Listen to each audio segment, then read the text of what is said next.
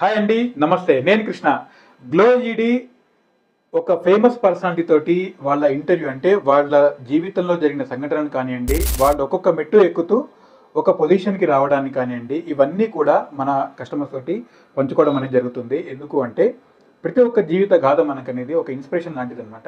So అలాంటి దాంట్లోనే construction business కానివ్వండి, ఆర్టెక్స్ విషయంలో కానివ్వండి, అలాంటి వాళ్ళకి కూడా ఒక ఇన్స్పిరేషన్ ఒక వ్యక్తి మనతో ఉన్నారు. మన ఉన్నం వేణుగోపాలరావు గారు. సో ఆ వ్యక్తితోటి వాళ్ళ అనుభవాన్ని మన గ్లోబలిటీతో అందరితో పంచుకోవడానికి ఇవాళ ఇరుకున్నాం మనము. సో వాళ్ళ మాటల్లోనే తను ఏ విధంగా ఒక్కొక్క మెట్టు ఎక్కి ఈ స్టేజ్కి వచ్చారు, ఏపీ తెలంగాణలో ఎన్ని ప్రాజెక్ట్స్ చేశారు, ఒక సామాన్యుడి ఇంటి కలను ఎలా నెరవేర్చారు అనేది ఇవన్నీ కూడా సారి మాటల్లోనే మనం తెలుసుకుందాం. Come on sir. నమస్తే సార్. నమస్తే. నేను కృష్ణ, మీకు తెలిసిందే గ్లోబలిటీ నుంచి.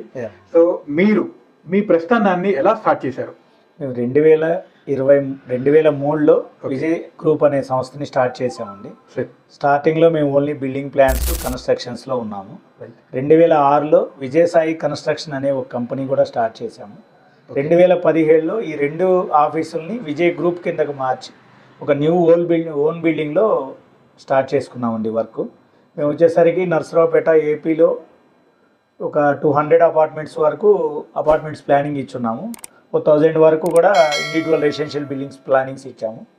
వీటన్నిటిలో కూడా మేము రీసెంట్గా అయితే ఒక 4-5 ఇయర్స్ నుంచి గ్లోబలిటీతో టైఅప్ అయ్యి మేము కూడా పల్నాడు డిస్టిక్, గుంటూరు డిస్టిక్, పల్నాడు డిస్టిక్లో మేము డీలర్షిప్ అవుట్లెట్ ఉన్నాము.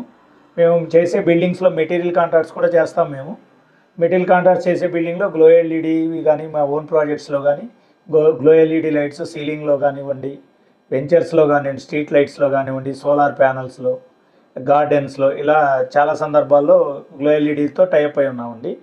ఇంకోటి ఏంటంటే బ్రాండెడ్ కంపెనీస్కి పోటీగా గ్లోబలిటీ వాళ్ళు కూడా రేట్లోనేమో తక్కువ ఉంటుంది, క్వాలిటీ పరంగా ఈక్వల్గా కూడా బ్రాండెడ్ వాటికి సమానంగా కూడా మనకి సప్లై చేస్తూ ఉన్నారు. క్వాలిటీ పరంగా మాకు బాగా నచ్చింది. మేము వాళ్ళతోనే కంటిన్యూ చేస్తూ ఉన్నాం. ఈ 5 ఇయర్స్ నుంచి జర్నీ కూడా ముందు ఇంకా కంటిన్యూ చేయాలని అదే ఉద్దేశంతో ఉన్నాము. రీసెంట్గా ఈరోజు మేము హైదరాబాద్లోని కుకట్పల్లి ఏరియాలో బాలాంజనేయ స్వామి టెంపుల్ ఆపోజిట్లో శ్రీ వైష్ణవి ఆర్కిటెక్చర్స్ అనే ఆఫీస్ కూడా ఇక్కడ లాంచ్ చేస్తున్నామండి. ఇక్కడ మా ప్రాజెక్ట్స్ 2 రన్నింగ్ జరుగుతూ ఉన్నాయి. ఈ 2 కూడా ఒకటి శంకరపల్లి అండి 150 ఫ్లాట్స్, ఇంకోటి వచ్చేసరి చెంగిచెర్లలో 350 ఫ్లాట్స్ రన్నింగ్ అవుతూ ఉన్నాయండి. ఇది మా ప్రస్థానం 0 నుంచి మొదలయ్యి మేము ఇప్పుడు తెలంగాణ స్టేట్ వరకు రాగలిగాము. మాకు బ్రాంచెస్ వచ్చేసరికి Chilakaluripet, Gurazala, Hyderabad recent. Great sir, congratulation sir. So ఈ వైష్ణవి ఆర్కిటెక్ట్స్ అనేది చాలా బాగా అభివృద్ధి చెందాలి. ఎందుకు అంటే ఒక సామాన్యులు అంటే ఒక మిడిల్ క్లాస్ వాళ్ళు అవ్వచ్చు, అప్పర్ మిడిల్ క్లాస్ వాళ్ళు కావచ్చు, లేకపోతే ఒక లెవెల్ దాంట్లో ఉన్న వాళ్ళు కావచ్చు, వీళ్ళందరూ మిమ్మల్ని అప్రోచ్ అయినప్పుడు మీరు వాళ్ళకి ఏ విధంగా సలహాలు ఇస్తారు? అంటే ఒక జాగా ఉంటుంది, వాళ్ళకి ఒక ప్లేస్ ఉంటుంది, ఆ ప్లేస్ని మీరు తీసుకొని ఏ విధంగా వాళ్ళకి సలహాలు ఇస్తారు? అంటే ఎలా మీరు దాన్ని డిజైన్ చేసుకోగలరు? డిఫరెంట్ పర్సన్స్ ఉంటారండి. ఒక్కొక్కరు వాస్తు మీద డిపెండ్ అవుతుంటారు, ఒక్కొక్కళ్ళు ఏమో సైట్ ఫీజిబిలిటీ నుంచి చూసుకుంటారు, ఒక్కొక్కళ్ళు వచ్చేసరికి రిచ్గా కోరుకుంటారు, ఒక్కొక్కరు స్మాల్ టైప్ ఆఫ్ కోరుకుంటారు. వాళ్ళందరికీ కూడా మనం మినిమం వాస్తు అనేది ఏముండదండి, సైన్సే వాస్తు. ఓకే, సైన్సే వాస్తు అంటే సపరేట్ వాస్తు ఏముండదు. ఈ మధ్య కాలంలో వాస్తు వాళ్ళు బాగా టూ మచ్గా ఇచ్చేస్తూ ఉన్నారు. మనం ఏంటంటే ఇంటి ఓనర్ని కొంచెం కన్విన్స్ చేసి ఇది వాస్తు కాదండి, సైన్స్, ఇలా ఉంటే బాగుంటుంది, ఇలా ఉంటే బాగుంటుంది, ఈ చిన్న సైట్లో ఇలా కట్టుకుంటే బాగుంటుంది అనేది వాళ్ళకి కొన్ని సలహాలు సూచనలు ఇచ్చి వాళ్ళని కొంచెం మోటివేట్ చేసి ముందరకు నడిపిస్తూ ఉంటాం. సో మిమ్మల్ని అప్రోచ్ అయినప్పుడు మీరు ఎలాంటి వర్క్స్ వాళ్ళకి చేసి ఇవ్వగలుగుతారు? మేము బిల్డింగ్ మీరు స్టార్ట్ చేసినప్పటి నుంచి మీరు గృహప్రవేశం చేసే వరకు కూడా A to Z సర్వీస్లు మేము ఇస్తామండి. మీకు ఓన్ ల్యాండ్ ఉంటే మేమే మెటీరియల్ కాంట్రాక్ట్ కూడా కట్టి పెడతాము. యూనిట్ కాస్ట్ మాట్లాడుకొని క్వాలిటీ మెటీరియల్ తోటి అనుకున్న టైంలో మీకు అందజేస్తూ ఉంటాం. ఓకే, అంటే నేను ఒక చిన్న ఎగ్జాంపుల్ చెప్పొచ్చేమో, అంటే ఆలోచన మాది, ఆచరణ మీది అంటారు ఒక చిన్న కదా. సో మీరు ఏ విధంగా కావాలో ఆలోచన నాకు వచ్చింది అనుకోండి, సార్ వాళ్ళు దాన్ని ఆచరించి చూపిస్తారు అన్నమాట. రూపకల్పన అంటారు కదా, సేమ్ యాజ్ ఇట్ ఈస్ గా.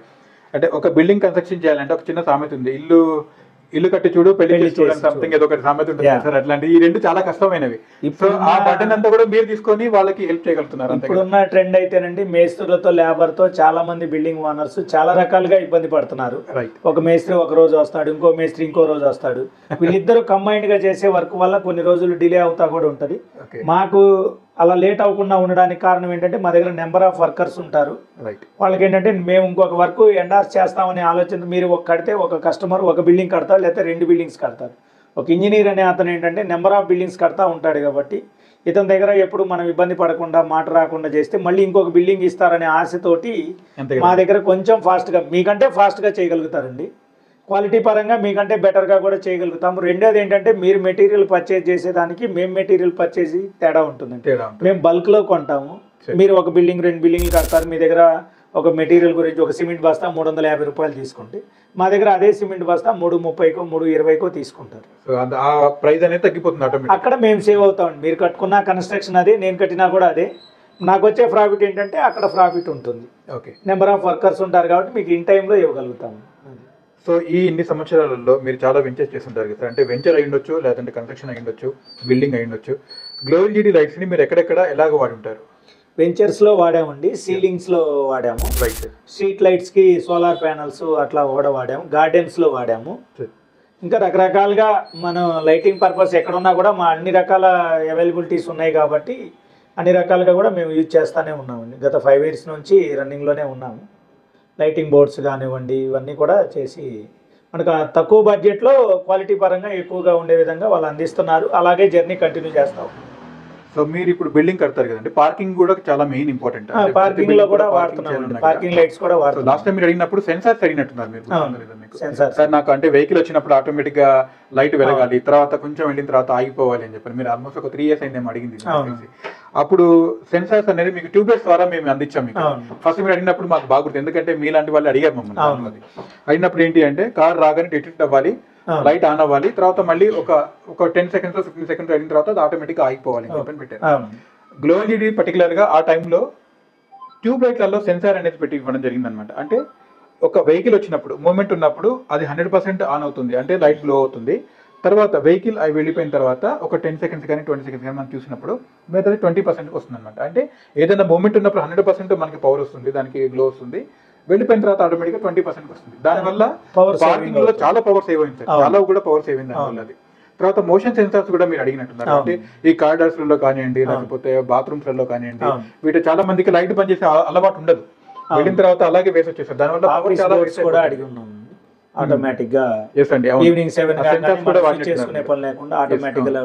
మీరు ఇంకొక వెంచర్ లో సోలార్ అడిగారండి. దాంట్లో మీరు అంటే మార్నింగ్ ఆగిపోవాలి, ఈవినింగ్ 6 o'clock ఆన్ అవ్వాలి, తర్వాత నైట్ మార్నింగ్ చార్జ్ అవుతుంది ఆటోమేటిక్ గా. అంటే దాని గురించి మీకు సెమీ ఇంటిగ్రేటెడ్ అనేది పెట్టినట్టున్నారు. ఒక పెద్ద వెంచర్ ఆల్మోస్ట్ ఒక 40 lakhs ఇచ్చినట్టున్నాం. చాలా బాగా వచ్చింది. ఆ వెంచర్ కూడా చాలా బాగా వచ్చిందండి, మనం చేసింది చాలా ఎక్సలెంట్ గా వచ్చింది అది. సో ఇలాంటి ఆర్కిటెక్ట్స్ కానివ్వండి, లేకపోతే మీలాంటి బిల్డర్స్ ఉన్నారు కదండి. ఇప్పుడు చాలా మంది హైదరాబాద్ అనేది ఒక ఓషన్ లాంటిది. సో చాలా మంది వస్తుంటారు ఇక్కడికి వాళ్ళ కళలు నెరవేర్చుకోవడానికి కానివ్వండి, ఇలాంటి వాటి కానివ్వండి. వాళ్ళకి మీరు ఇచ్చే సలహాలు ఏంటి? ఇది అసలు ఎందుకు నచ్చింది దాన్ని ఒక్కసారి మాతో పంచుకోండి. అట్లా అండి, ఒక సింగిల్ కాల్తో ఒక బిల్డింగ్ కావాల్సిన ఆల్ వెరైటీస్ ఐటమ్స్ అన్నీ కూడా మాకు కొటేషన్ త్వరగా ఇవ్వడం ద్వారా కానివ్వండి, మాకు టైం సేవ్ అయినందువలన మెటీరియల్ కాస్ట్ కూడా లో ప్రైస్ రేట్లో మాకు ఇస్తున్నారు కాబట్టి క్వాలిటీ పరంగా బాగుంటుంది. అందుకని మేము గ్లో ఎల్ఈడిని రిఫర్ చేస్తూ ఉన్నాము. సో మీలాంటి వాళ్ళకి అంటే చాలా మందికి టైం అనేది ఇంపార్టెంట్ సార్. ఎందుకంటే కన్స్ట్రక్షన్ చేసేటప్పుడు చాలా రకాల ఎఫెక్ట్స్ ఉంటాయి, అంటే మీరు రకరకాల వాటి గురించి వెళ్ళాల్సి వస్తుంది. బట్ లైటింగ్ అనేది లాస్ట్ వస్తుంది యాక్చువల్గా చెప్పాలి అంటే. అప్పటికే చాలా మంది వెక్స్ అయిపోయి ఉంటారు, అబ్బా ఇంతవరకు అయిపోయింది నా బాబు అని చెప్పని. గ్లో ఎల్ఈడి వల్ల మీరు సింగిల్ కాల్ తోటి మీరు చెప్పినట్టు గ్లో ఎల్ఈడి ఒక వన్ స్టాప్ సొల్యూషన్ అని చెప్తున్నారు సార్. ఎందుకంటే లైట్స్ పరంగా వాళ్ళకి ఎక్కడెక్కడ ఎలాంటివి మనం వాడుకోవాలని కూడా వాళ్ళకి మనం ఒక డయాగ్రామ్ కూడా ఇస్తాము. డైరెక్ట్ సాఫ్ట్వేర్ లో కూడా సలహాలు సూచనలు కూడా వాళ్ళే మనకి ప్రొవైడ్ చేస్తున్నారు. రైట్ అండి. సో ఇలాంటివన్నీ గ్లో ఎల్ఈడిలో మీకు పొందగలుగుతారు కాబట్టి చాలా టైం సేవ్ అవుతుంది. టైం ఈజ్ మనీ అంటాం కదా, కాబట్టి మనం ఎంత టైం సేవ్ అయిందంటే అంత మనీ మనం సంపాదించుకున్నట్టే. సో వేణు గారు ఇలాంటి ప్రాజెక్ట్స్ కానివ్వండి, ఇలాంటి బిల్డింగ్స్ కానివ్వండి, సామాన్యుల కళలు నెరవేర్చాలని నేను ఏపీ తెలంగాణలో పర్టికులర్గా మీరు ఇంకా ఎక్స్పాండ్ అవ్వాలని చెప్పి నేను మనస్ఫూర్తిగా కోరుకుంటున్నాను సార్.